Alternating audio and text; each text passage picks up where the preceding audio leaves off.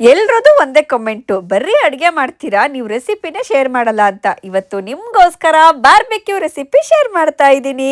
ನೋಡ್ಕೊಳ್ಳಿ, ಮಾಡ್ಕೊಳ್ಳಿ, ತಿನ್ಕೊಳ್ಳಿ.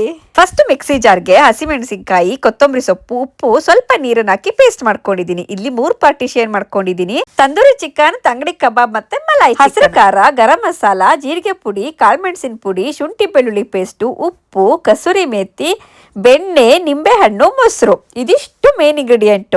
ಇದ್ರ ಜೊತೆಲಿ ತಂದೂರಿ ಕಬಾಬ್ಗೆ ಸಾರಿನ ಪುಡಿ, ಖಾರದ ಪುಡಿ ಜಾಸ್ತಿ, ಹಸಿರು ಖಾರ ಕಮ್ಮಿ. ತಂಗಡಿ ಕಬಾಬ್ಗೆ ಸಾರಿನ ಪುಡಿ, ಖಾರದ ಪುಡಿ ಕಡಿಮೆ, ಹಸಿರು ಖಾರ ಜಾಸ್ತಿ.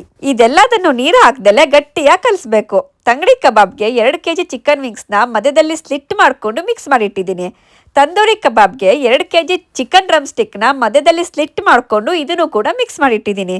ನೆಕ್ಸ್ಟ್ ಮಲಾಯ್ ಚಿಕನ್ಗೆ ಅರಶಿನ ಪುಡಿ, ಖಾರದ ಪುಡಿ ಏನು ಹಾಕ್ತಲೆ ಫ್ರೆಶ್ ಕ್ರೀಮ್ನ ಹಾಕಿ 2 kg ಬೋನ್ಲೆಸ್ ಚಿಕನ್ ಪೀಸಸ್ನ ಹಾಕಿ ಮಿಕ್ಸ್ ಮಾಡಿಟ್ರೆ ಇದು ಕೂಡ ರೆಡಿ ಆಗುತ್ತೆ. ಇದೇ ಸೇಮ್ ಮಸಾಲೆನ ಪನ್ನೀರು, ಕ್ಯಾಪ್ಸಿಕಮ್ನ ಮತ್ತೆ ಬೇರೆ ವೆಜಿಟೇಬಲ್ಸ್ನ ಹಾಕಿ ಮಿಕ್ಸ್ ಮಾಡಿದ್ರೆ ವೆಜಿಟೇರಿಯನ್ ಬಾರ್ಬಿಕ್ಯೂ ಕೂಡ ರೆಡಿ ಆಗುತ್ತೆ. ನೆಕ್ಸ್ಟ್ ಶೀಖ್ ಕಬಾಬ್ಗೆ ರೆಸಿಪಿ ಹೇಳ್ತಾ ಇದ್ದೀನಿ. 1 kg ಚಿಕನ್ ಕೈಮನ ಮಿಕ್ಸಿನಲ್ಲಿ ಹಾಕಿ ಪೇಸ್ಟ್ ಮಾಡಿ ಇದಕ್ಕೆ ಸಾರಿನ ಪುಡಿ, ಖಾರದ ಪುಡಿ, ಅರಿಶಿನ ಪುಡಿ, ಕಾಳುಮೆಣಸಿನ ಪುಡಿ, ಉಪ್ಪು, ಶುಂಠಿ ಬೆಳ್ಳುಳ್ಳಿ ಪೇಸ್ಟು, ಕಡಲೆ ಹಿಟ್ಟು, ಸ್ವಲ್ಪ ನಿಂಬೆ ಹಣ್ಣು, ಕೊತ್ತಂಬರಿ ಸೊಪ್ಪು, ರಸನೆಲ್ಲ ಹಿಂಡು ತೆಗ್ದಿರೋಂತ ಈರುಳ್ಳಿನ ಹಾಕಿ ಮಿಕ್ಸ್ ಮಾಡಿದ್ರೆ ಇದು ಕೂಡ ರೆಡಿ ಆಗುತ್ತೆ. ಇದೆಲ್ಲ ಮ್ಯಾರಿನೇಟ್ ಆದ್ಮೇಲೆ ಇನ್ನೇನ್ ಕೆಲಸ, ಕೋಳಿನ ಸುಡೋದೇ ಕೆಲಸ.